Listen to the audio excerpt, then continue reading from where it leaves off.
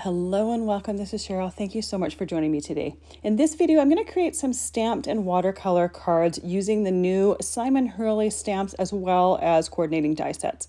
Now, I'm not going to use all the dies for them. I'm going to do die cutting with my second and third card, but I absolutely love the adorable images in this set. There's 3 different sets and they each have coordinating dies. The first one is a smaller set. It is a 4x6 stamp set and it is called Inspired. The second one with the florals is a 6x9 larger stamp set and it's called Everyday Wreaths. And then the third one is called Woodland Wildlife, and that one is also a large 6x9 set. Now that Woodland Wildlife made me think of the Woodland paper pad that I had used recently in a video, I think it was in October, and I thought they would be perfect to go with that. So a lot of my colors are going to be inspired by papers in this pad, and I'm going to be using them as backgrounds behind my images. Now for all of the stamp sets, anytime I use a new stamp set, I take a white eraser and I use it on the stamping surface to remove any manufacturing residue, and then take a brush to brush off any of those eraser bits. So I'm only showing you the first one. I do it to the other ones off screen, but it's a good habit to get into anytime you're using a new stamp set, especially clear ones, because they're the ones that have the most trouble taking ink right out of the package. So it makes it a lot easier if you use a white eraser and just remove any residue, and they typically will take ink a lot better. And I have a white eraser sitting in my craft room that I just do this with every single time I open up a clear stamp. The red rubber ones, I tend not to do them unless I've tried them and they don't really want to take ink, then I'll do them. But it's a great habit to get into. It'll make your life a lot easier.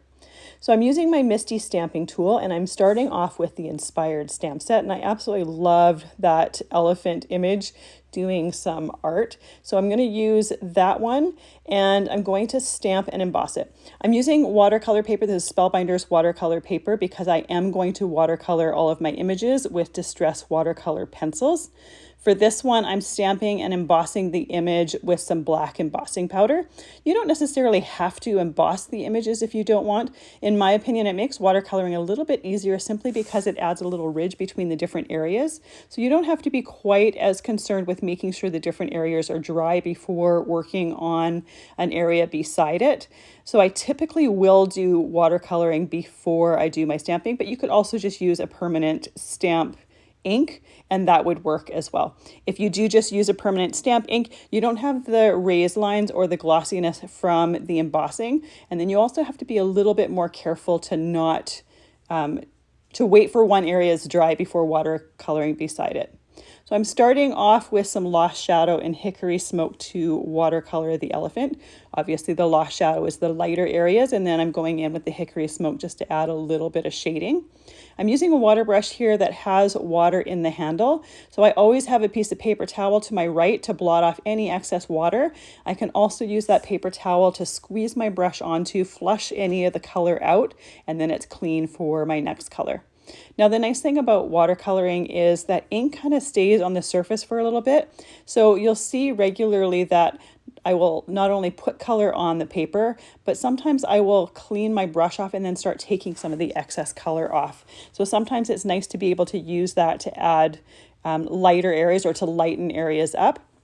You do want to make sure that when you're doing watercoloring that you don't touch up a dry area without wetting the entire thing, otherwise you're going to get watermarks. Now I chose my colors based on the paper that I was going to use behind it. So I'm going to be using watercolor pencils from each one of the sets. The only set that I don't use is set 5. I will list the colors that I'm using and what set they're from for each one of the cards, but obviously you can swap out the different colors. I'm using watercolor pencils here. You could also use the Distress reinkers, which I often love to use for watercoloring. The watercolor pencils have more pigment in them, so they're just a little bit more opaque. They have a little bit more of a chalky look to it, a little bit more they're not as transparent, obviously, as dye inks. Now, the cool thing about using the watercolor pencils as well is when you first start using them, you have a lot of water and a little bit of color, so they're fairly transparent and light. But as you keep using them and keep putting a little bit more water on them, they get more pigmented and and darker. So you have some control over how light and how dark you're going to make your image. Now, from this set or from this for this card, I am using the Distress watercolor pencils in Hickory Smoke, Lost Shadow, Brushed Corduroy, Forest Moss, Rusty Hinge, Fossilized Amber, Seedless Preserves, Shaded Lilac, and Spun Sugar. So I'm using quite a few colors here. You can obviously pare that down if you want. Now I want to have a little bit of color behind the elephant, so I'm using that Shaded Lilac to kind of paint the wall behind there. You could do a little bit of ink blending behind there too if you wanted, but then you would definitely want to mask that off. These images would also be absolutely adorable colored. Done in Copic markers would be fantastic because you have a lot of control over your shading and your highlighting with Copic markers, and they're one of my favorite ways to do coloring. When I'm doing the background here, I am being darker around the elephant and then just brushing out to nothing. You can see that I'm getting a lot of streaks from my water brushing for this wall. I could use a lot more color and get it a lot more even, but I kind of like the look of it this way. I'm also going to cut it down, so we're also not going to see all of this background here. We're going to see only a part of it. So I'm not taking a great time or a lot of time to make sure that it's nice and even here. The only thing that I'm trying to do is make sure that it's lighter behind the elephant and then fades out to nothing. Then I'm going to use some Hickory Smoke for the ground for the elephant. I want to make sure that he's standing on something. So I'm adding just a little bit of that there. Again, it could be any color that you want, but I didn't really want it to have a whole lot of color to it. So this is the finished image. I do, once I turn the camera off, just do a little bit of work evening out that background, just a tiny little bit. Again, I'm not too concerned about having it completely even, but I wanted it a little bit more even than I had it. So I'm using this paper from that Woodland Tales paper pad because I thought it looked like paint brush strokes. I have a piece of cardstock here. This is just from my scraps. It was one that I had that fit perfectly with it. And I'm using the Stylish Ovals die set to create mats for my elephant. So I'm cutting out the elephant image with one of them, and then the next size larger I used to cut out that color for my mat, and I cut right in the center of my mat because it's going to be behind that printed paper. No one is ever going to know, except for anyone that watches this video, that there is paper missing behind there. I do this often just to stretch my cardstock. I do it a lot with specialty papers, but when I have a piece of cardstock that I want to use for multiple things like this, then I don't necessarily have extras of it. It's a great way just to stretch it a little bit farther. Now, before I assemble the rest of my card, I'm using one of the sentiment stamps and I'm stamping on the inside of it. I'm using some Forest Moss Distress ink, and I stamped it a couple times just to make sure I had a nice clear image. Now, I also really liked the stripped stamps in this set. They look kind of like torn paper. So I'm going to stamp them on the inside of my card. I'm just shifting it up and out just a little bit so that when I stamp, I can get it over the entire thing from top to bottom. And I'm going to position my stamp once again using the Misty stamping tool. I'm starting off with some Seedless Preserves Distress ink and inking up my stamp and then stamping it. Now, I really liked that it was blotchy the first time I did my stamping, so I didn't bother doing it again. I kind of thought it worked well with the front of with the paper on the front as well as the image, but you could also stamp it a couple times just to make sure that that's nice and solid. Then I'm going in with my next stamp, doing some Fossilized Amber, and I'm making sure that they're overlapping a little bit. I don't want to really cover the inside of the card too much. I'm just adding a little bit of the colors that are in that image and the paper on the front. Taking that same stamp, I cleaned it off and then flipped it and then put it on the other side, and I'm stamping with Forest Moss again. So it's going to tie all of those colors together that are on the front of the card. This is a step that you could totally skip if you wanted, but I thought it looked a little bit creative and artsy and it fit with the theme of the front of the card. Now we've got the inside of our card done. We are ready to start assembling the front. So the first thing I'm going to do is glue on my mat here that I have my frame cut out of. Again, that frame is going to be completely covered, so we're never going to know that there was something cut out of there. I am using some Barely Art glue, and I have it in a fine line bottle. So it works perfectly for assembling cards as well as tiny die cuts. Not that I need it for tiny die cuts for this card here, but it's nice to have one container of glue to be able to do a lot of things. Next, I'm going to put that oval mat on there, and I'm using an acrylic block in between the different layers just to hold things nice and flat and in place. Keep my hands free to put glue on the next thing or to work on the next thing. And here is our finished card. And it's really simple design, but I absolutely love that elephant with the little easel painting. I think it's absolutely adorable. To add just a little bit of extra texture to this, I'm taking some glossy accents, putting a little bit on the elephant's tusk as well as some hanging or dripping off of that paintbrush. I'm going to let that completely dry. And our first card is finished. And that little bit of glossy accents just adds a little bit of extra dimension and shine and gives it something that shimmers or shines in the light and catches your eye. Next, I'm going to create a card with the everyday wreaths. I'm going to use the wreath that has the roses on it. This one I think would be absolutely gorgeous for wedding cards. I also really love the individual flowers and foliage as well as buds. And at one point I thought I would love to do another card with that within this video, but I don't have enough of the watercolor cardstock that I'm going to use or that I'm using here. And I didn't want to use a different color because I like using the same watercolor cardstock when I'm doing watercoloring within the same group of cards. So I will do that in an upcoming video. I think that would be an absolutely gorgeous wedding card to use those florals with it and build something with that. So I've chosen that wreath and one of the butterflies, and I'm inking it with some Versamark ink. Doing that a couple times just to make sure that I have a nice clear impression. And then I'm going to emboss this one with some gold embossing powder.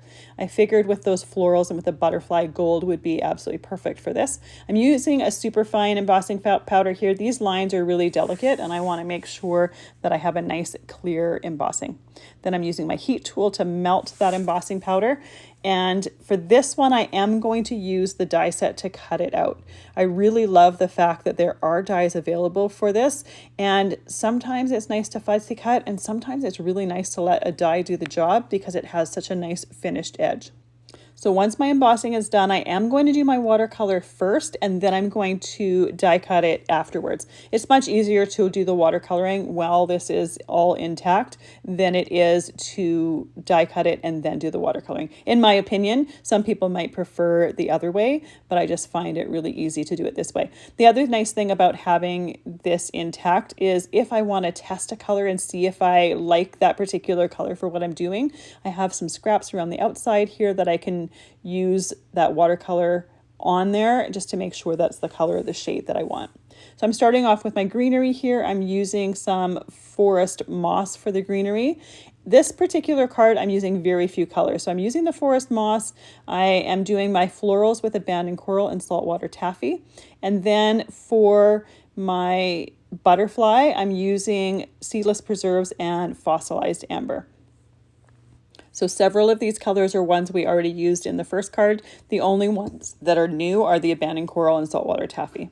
So when it comes to the greenery, I am going and doing the entire leaf. I'm starting at the base of the leaf to make sure that the color is darkest there. And then I'm wiping off the excess color from my brush and then completing the rest of the leaf.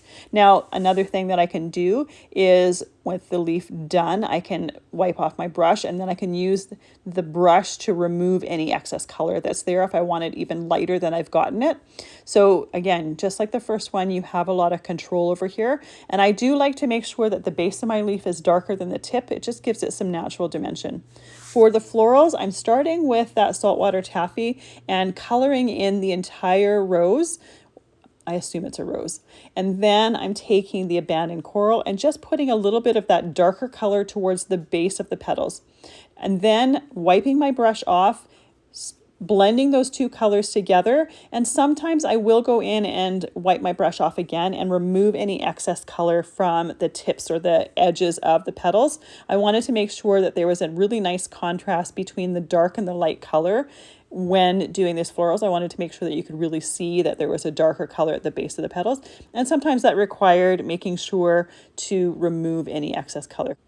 Now, when it comes to these watercolor pencils, my favorite way to use them is to use my brush right directly on the tip of the brush to pick up the color. I know several people have created palettes using the Distress palettes, the alcohol ink palette, the one that I like to use with the reinkers, and done a little bit of shavings of each one of these colors and built a palette like that. And that works well as well. I chose not to do that because it was another thing to another thing to store basically. And B, I just find it really convenient to take the color right from the crayon. It doesn't require any excess tools. I'm already using a water brush when I'm doing the watercoloring anyways, already using the watercolor pencils. So I find for me that this works well. It creates very little mess. The only mess that I have when I'm doing the watercoloring with this is my little piece of paper towel that I'm taking off the excess color. And again, that's a necessary part of it as well. So this is how I like to use them. I find that I have a lot of control with it. When I'm right-handed, so it's very easy to me to hold those crayons, the ones that I'm using, in the left hand and pick up the color easily while I'm working. You can see how it really doesn't take any excess time. It's much easier for me than it would be to take the time to put a little bit of shavings of each one of them into the wells of a watercolor palette and use it that way. To each their own. Everyone has their different personal preference. This is just what works for me and what I like. And this way, I only have to store the tins of the watercolor crayons that I'm already storing anyways. I don't have to also store some palettes with my colors in them or take the time to create them. So with my wreath done, I'm ready to start doing my watercoloring on my butterfly. So I start with that fossilized amber. I'm doing that towards the center, or from the center towards the outside. And then I'm going to use the Seedless preserves and work from the outside of the wings towards the inside. Now I know that purple and yellow are the opposite color or opposite sides of the color wheel. So it's really difficult to mix them together and not get mud. So I'm trying to make sure that they meet each other and then kind of blend a little bit, but not enough to see brown. I am making sure anytime I'm doing my coloring here that my brush points to where I want the color darkest, and then I blend out a little bit. So you'll see regularly that I am moving my paper to make sure that my brush, which I can only hold pretty much one way in my hand, is facing the same way, and then I have the darkest area facing out. Now I wanted to add just a little bit of shimmer to this piece for just something to catch the eye once it's assembled. So I'm taking some Sunflower Sparkle Perfect Pearls, just adding a little bit of that over top of my my fossilized amber part of the butterfly. It goes over really well. The two colors blend together really well, and that bit of shimmer is perfect for this. Now, Perfect Pearls have a binding agent in them already, so you can mix it with water and it will create a nice shimmer paint, and I do this quite often. If you're using a different type of mica powder, you would have to add a binding agent to it, and that would be gum arabic, and you would follow the instructions on the side of the gum arabic container. It's very easy to do. I have a lot of the Perfect Pearls and I just find them so easy and convenient to use that is what I prefer to use. Once that is completely dry, I can line up all of my dies and do that die cutting. I do use some Best Ever Craft tape to tape all of my dies in place. I want to make sure they're not going to shift on me while I'm doing my die cutting. And now we are ready to start assembling the card. Now this piece of cardstock from that Woodland Tales paper pad is the one that inspired the colors for this. But once I was done and laid it over top, it was just a little bit too busy to put it on the bottom left side where I kind of had originally intended for it to go. So I just cut out those pieces and did my die cutting or my trimming from the top right side of that piece of cardstock. So I see a little bit of those florals, but it's just a little bit less busy. Then I took a piece of forest cardstock from Spellbinders and trimmed it for my mat. For all of the cards in this video, my printed paper is cut to 4 inches by 5 1/4, and the mat behind it for every single one of them is cut to 4 1/8 by 5 3/8. Once that is done, I'm putting that piece of printed paper in my Misty stamping tool. I want to add a sentiment to the front, and I want to do some embossing with gold embossing powder. So I'm using the with Heartfelt Sympathy sentiment from the same stamp set, making sure to stamp it a couple times with Versamark to make sure that that sentiment is complete. And then I'm going to use that same gold embossing powder. So it's going to coordinate beautifully with my stamped and embossed pieces here. And it's also going to have the raised embossed look here. Now that that is done and I have my embossing powder on there, I can use my heat tool to heat it. Now I did my stamping right on that printed paper. You could do it on some of the watercolor paper and then trim it down to put on the front. I opted not to for this particular one. I didn't want the sentiment to be too obvious. I wanted it to be there, but I didn't necessarily want it to take anything away from the wreath and the butterfly. I wanted it to be a little bit subtle, especially since I was using the Heartfelt Sympathy one. Another option would be to do that stamping and embossing on the inside of the card as well. With that done, I can glue all my pieces together and then glue the wreath and the butterfly on. For the wreath, I'm using that same glue, and I'm going to make sure to have enough glue around the inside as well as the outside. Put it on my card and then put that acrylic block on there. When it comes to the butterfly, I typically like to put a little bit of a crease in my butterfly so there's a little bit of natural dimension to it. Obviously, this would flatten a little bit if you put it inside a envelope. So these are the type of things that I would tend to hand to someone so that that dimension didn't get lost. I am putting a little bit of glue behind that butterfly just to help support it a little bit and keep some of that dimension. But chances are if you put it in an envelope, it would still get flattened a little bit.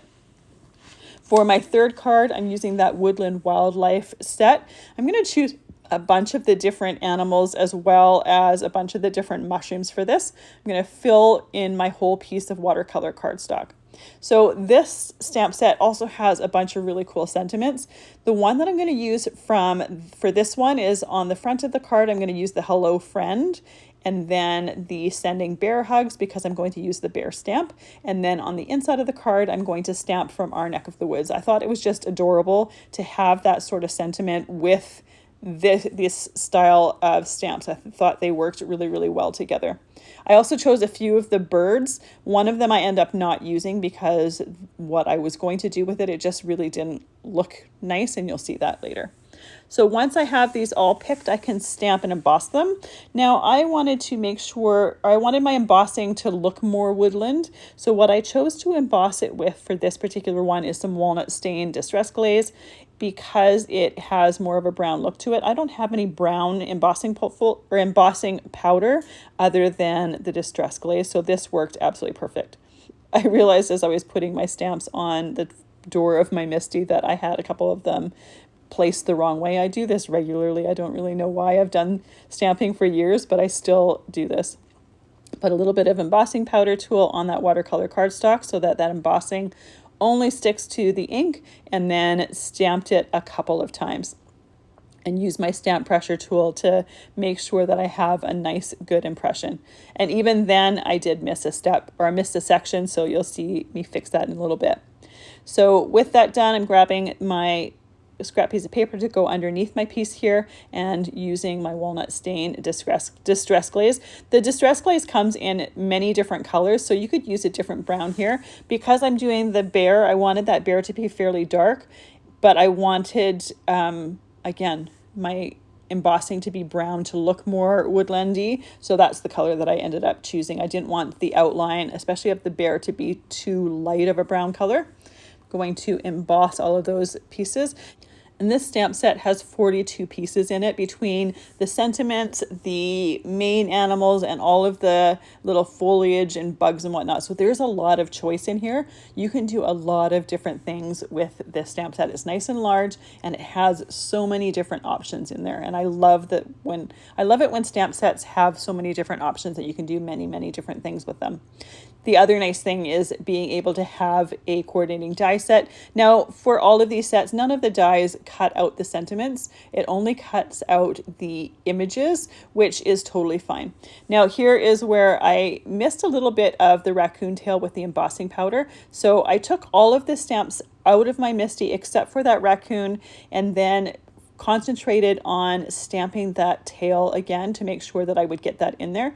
Another option would have been to stamp and emboss it on a different piece of cardstock, but because I already had this one here, I wanted to try to fix this one first, and it totally worked. The embossing is just a little bit heavier on that tail than it is on the rest of it, but it works well for that raccoon. So for doing my coloring here, I am using, and I'm not going to be able to tell while I'm actually doing it, I'm using Ground Espresso tea dye, vintage photo, black soot, rusty hinge, spun sugar, lumberjack plaid, and fossilized amber. And I'm pretty sure it was the Ground Espresso and black soot that I used for the bear, but with the browns, when they're on camera, it's really hard to tell which one is which. So I started with the brown, which is the Ground Espresso, colored the entire thing, and then I went in with some of the black soot. Now I wanted my bear to kind of be a black bear, but I didn't want it to be just one big blob of black, because you would lose all the details, and especially the details in the face. And in real life, you can see those details really well. It's a little bit harder to see them on camera. It looks like they're completely covered, but you can see them. So that is a combination between the black and the brown. And again, that's mainly so that I don't lose all of those details there. Now I go in with the lighter color and then I go in with the darker color. Even though I go in with the darker color, I can still clean my brush off on that paper towel and remove any of the excess color. So I do, again, have control over how light or how dark that gets. I want to give the image of a black bear, but I want to make sure, again, to see those details there. And by taking some of that excess color away, it reveals a lot more of those details, but you still have the shading around the outside edges. And you can keep going with this as much as you want. That watercolor paper is not going to start breaking down on you. Once that is done, I can work on the next one. And this one, I believe it was tea dye that I used for the rest of the browns of this. I didn't want anything else to be quite as dark. The raccoon I used the tea dye for as well. I probably could have used the black soot with it to give it a little bit more black, but I wanted that raccoon to go on the inside of the card and it didn't really need to be quite as dark. So the technique for the watercoloring here is very similar to the rest of the cards that I've done, or the rest of the images that I've done in here. I go in with a lighter color first, then I go in and add some of the darker areas and blend it out. Again, if there's any area that's a little bit too dark, I can clean off my brush and then remove any of that excess color. And once I have one area done or one image done, I will work on the next image. When it came to the mushrooms and the birds, I was just more interested in getting colors that looked like they might be accurate for what it was, and also blend in some of the colors from the background. For this particular one, there is a printed paper from that Woodland Tales paper pad that is kind of a foresty scene, like a fall foresty scene. So I was choosing colors that worked well with that and that coordinated and blended well with that, as well as colors that would work well for the mushrooms or for the birds or for the little snail. So I'm going to do the rest of my watercoloring off screen. It's exactly the same as what I have done for the other two cards as well as these images. For the birds, I did one color for their backs and heads and a different color for their bellies and just blended the two together where they met. After they were watercolored, I waited till everything was completely dry, matched up each one of the dies, and then did the die cutting so that they're ready to go once I'm ready to assemble my card. Before I'm ready to assemble it though, I've trimmed my pieces for the front of the card and I want to stamp my sentiment. And I'm going to stamp it on the upper area of the sky to make sure that it's nice and visible. I'm going to use some walnut stain distress ink, and I'm using the hello and the friend, which are two a little bit larger sentiments, as well as the sending bear hugs, which is a little bit smaller. I'm putting that one below it. I love the fact that there are grid marks on the door of the Misty, so I can make sure that everything is nice and straight before I do that stamping. And I'm going to stamp it with some walnut stain distress ink. So this is the same color that I used for the distress embossing glaze when I embossed the images.